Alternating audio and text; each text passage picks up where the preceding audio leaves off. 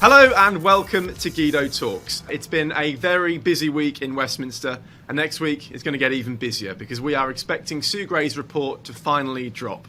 I'm Adam Cherry, and I'm joined, as always, by Paul Staines and Christian Calgie.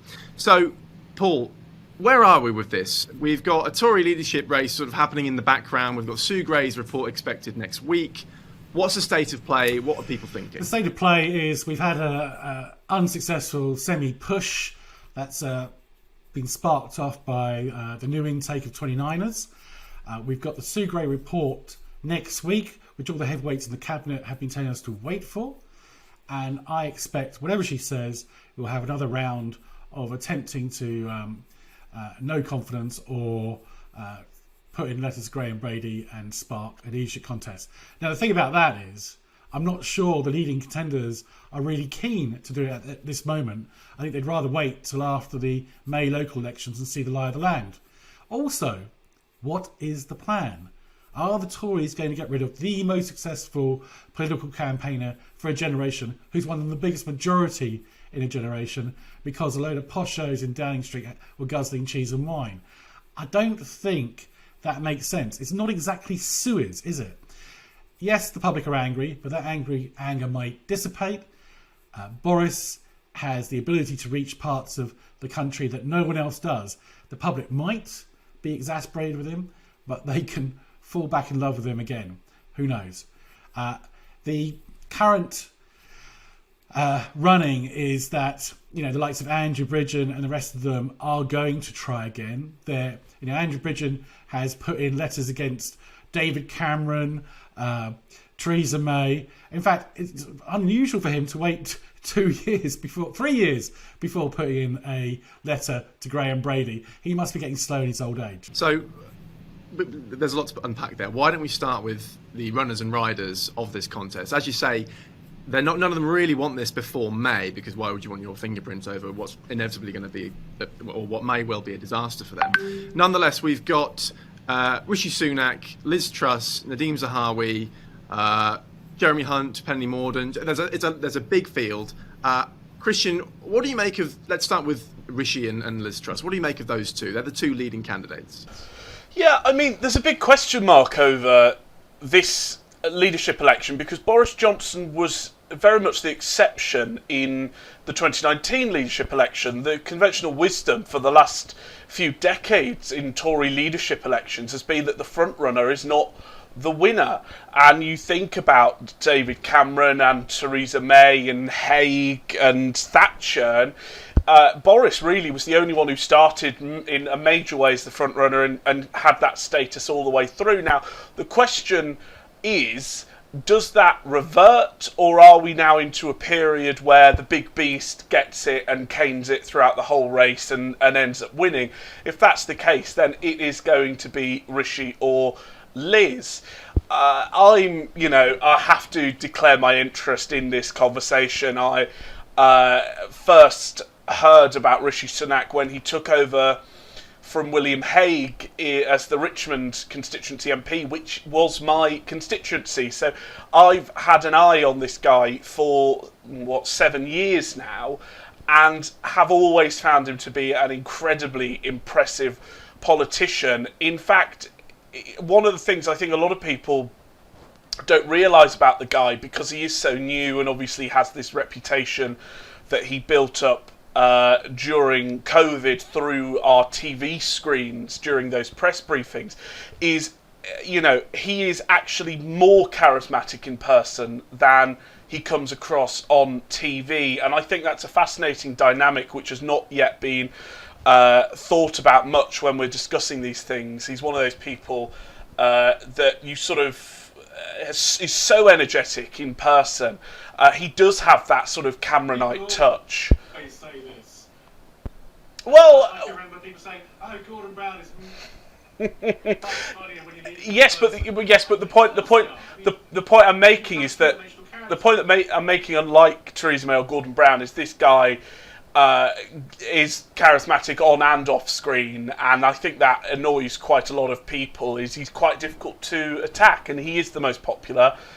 He's the only Tory politician in positive polling ratings, and unlike a lot of people in the media who seem to have already got bored with their favourite play toy and written him off as doomed to failure, I think he will get more popular. Liz Truss, just to quickly cover, will undoubtedly probably be the most ideologically right-wing, right? If she stands, she has spent a good few years building herself up as the libertarian poster girl of the Tory party. Massive free trade, low tax, that's what the Tory party like, it's what they want. The big question with Liz is, can she come across well with the general public? My instinct is, although this can be trained, obviously Thatcher had a lot of voice training and a lot of training in that sense.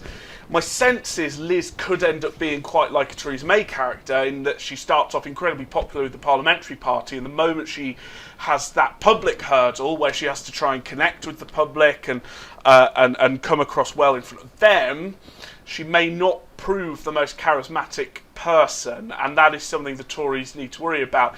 The more interesting question is about the Deems, the Harways and the Penny Mordaunt's, who are very popular and have major qualities. It's whether, again, going back to that point, does the underdog start succeeding again, or are Rishi Sunak or Liz Truss going to cane it throughout the whole thing and just win anyway, and it'll be quite a boring. Well, let's just talk about that briefly. So, Paul, this week you had an article on a new poll that showed that Rishi Sunak might not necessarily be the most effective candidate, particularly in a general election. The poll was from Yonder, which is Andrew Cooper's new polling company. Andrew Cooper used to be the pollster for David Cameron, and it was spun as sympathetic to Rishi in that he would only lose 100 seats, which I don't think is encouraging for many Tory backbenchers, given that's probably about a third of their number going to be wiped out. It also said, to be honest, that the numbers were even worse for Boris. But I remind you, in 1981, Thatcher had a 70% negative rating. 50% of the people in a Gallup poll in 81 said they're going to vote for SDP. Blair, after Iraq, was 25 points behind. Cameron was 20 points behind before he won in 2010. Mid-term numbers aren't always the best guide to election numbers. So I think I can imagine quite easy a situation where May isn't so bad. I mean, the public aren't switching to Labour because they love Starmer. They're switching away from the Tories because they're mega angry about the Downing Street parties. Let's talk briefly about this week. So we started the week thinking that Boris was in a lot of trouble. On Monday and Tuesday, he had the apology, did the disastrous interview with Beth Rigby. And then on Wednesday, we had a defection. We had Tory MP Christian Wakeford cross the aisle and join the Labour Party. Christian, what do we think? What do we think that means? What does that mean for Wakeford? But also, what does it mean for the Tory Party? How did they react? Well, Wakeford is a non-entity. We'll forget about him in a couple of weeks, and I'd imagine he'll step down in the next election. Probably because, defectors always have a miserable time. They're despised by their old family and they're never welcomed by their new family. So, Wakeford's a non-entity. What it has done is certainly sort of take the Tory, pot off the stove for a bit and let things calm down. There has been a noticeable sort of buttock clenching, because whilst a lot of Tory MPs are deeply unhappy with Boris, the last thing they want to do is help Keir Starmer, and it has helped refocus minds and hearts onto what is the point here. And if the point here is to save the Tory party, or indeed have a Tory party left after this bloodletting, then they can't do anything to help Starmer, and Wakeford has actually really helped that, not least of course taking one letter out of Graham Brady's pile. I will say one thing, which is I've always been, I think even for this newsroom, quite sceptical of the chances of a leadership election over this scandal. I'm not saying there won't be one before the next election, but I don't think Partygate is going to be the thing that gets rid of Boris. What it may do is provide a undercurrent, a backdrop in the minds of Tory MPs and voters at, approaching the next election, and it may be the cost of living crisis that actually knocks the ball into the back of the net. But I didn't think, even at the sort of high points of speculation in the media at the start of this week, that we were going to get the 54 letters.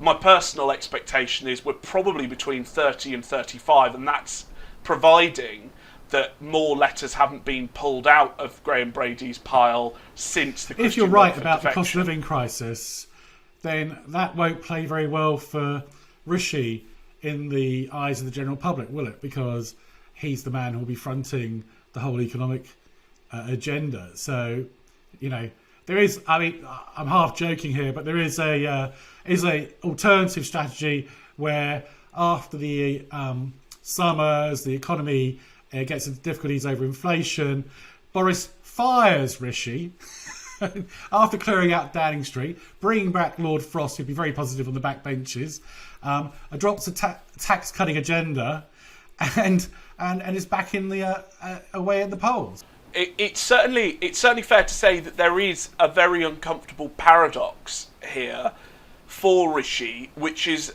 if Boris goes over anything other than Partygate, it's going to be over economics and taxes. And there are no circumstances that one can imagine on those fronts where Boris is fatally wounded and doesn't take Rishi down with him. So it's very dangerous for Rishi. The only thing I'd say is I feel, and it hasn't played out in policy, and that has been relatively disappointing, but I feel, based on my reading of Rishi, that his instincts are more low tax than Boris's natural instincts, and he would rather cut taxes before Boris. That might help him marginally in a leadership election. So finally, next week we are expecting the Sue Gray report. Paul, you've just touched on this. When it comes out, we're not expecting a disaster for Boris at this point, are we? We're expecting, as you say, a clear out of Downing Street. What might that look like?